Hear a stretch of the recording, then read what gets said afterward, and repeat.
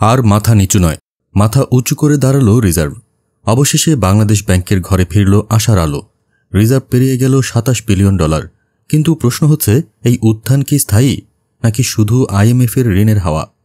গত কয়েক মাস ধরেই দেশের অর্থনীতির বাতাসে ছিল এক চাপা উৎকণ্ঠা। রিজার্ভ কমছে, ডলার সংকট, আমদানি ব্যয় বেড়ে যাচ্ছে, কিন্তু হঠাৎ সব জল্পনার অবসান। বাংলাদেশ ব্যাংকের ঘোষণা, রিজার্ভ এখন $27.30 বিলিয়ন। গতকাল পর্যন্ত যেটা ছিল $26.82 বিলিয়ন। আজ সেটা বিশাল এক লাফে বেরিয়ে গেছে 27-এর গণ্ডি। এবং এটাই শুধু নয়, আন্তর্জাতিক মুদ্রা তহবিল আইএমএফ থেকে আসা অর্থ এবং রেমিটেন্স প্রবাহের রেকর্ড, এই দুই শক্তি মিলিয়ে বাংলাদেশ আবার দেখাচ্ছে ঘুরে দাঁড়ানোর সম্ভাবনা। বাংলাদেশ ব্যাংকের মুখপাত্র আরিফ হোসেন খান জানালেন, এই লাফের পেছনে প্রধান ভূমিকা নিয়েছে আইএমএফের ঋণ ছাড়, প্রবাসীদের পাঠানো রেমিটেন্সের রেকর্ড।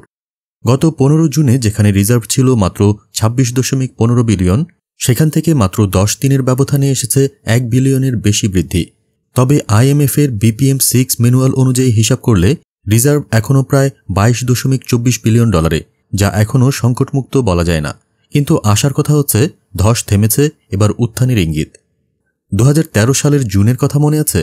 তখন রিজার্ভ ছিল মাত্র $15.32 বিলিয়ন।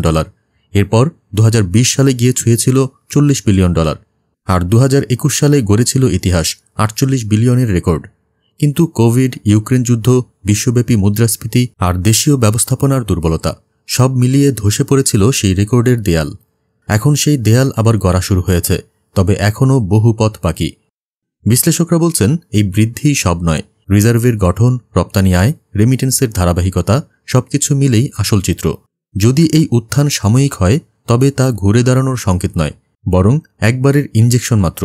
কিন্তু যদি সরকার ও বাংলাদেশ ব্যাংক বাস্তবভিত্তিক নীতি, আমদানি নিয়ন্ত্রণ, রেমিটেন্স প্রণোদনা বজায় রাখে, তবে সত্যিই রিজার্ভ আবার 40-এর ঘরে ফিরতে পারে। রিজার্ভের এই লাভ শুধু একটা সংখ্যা নয়, এটা আস্থার ফিরে আসা, আত্মবিশ্বাসের পুনরুত্থান। এখন সময় সিদ্ধান্তের। এই উত্থানকে কিভাবে ধরে রাখা যায়? বাংলাদেশ কি পারবে এই গতি ধরে রাখতে, নাকি আবারও থমকে যাবে অদূর ভবিষ্যতে? উত্তর আসবে সময়েই, তবে ইঙ্গিতটা ইতিবাচক। আপনার মত কি? এই রিজার্ভ বৃদ্ধি কি টেকসই, নাকি এককালীন চমক? কমেন্টে জানান আপনার বিশ্লেষণ। ভিডিও ভালো লাগলে লাইক দিন, শেয়ার করুন এবং সাবস্ক্রাইব করে পাশে থাকুন ভবিষ্যতের অর্থনৈতিক আপডেট পেতে। দেশ জগৎ ডেস্ক নিউজ।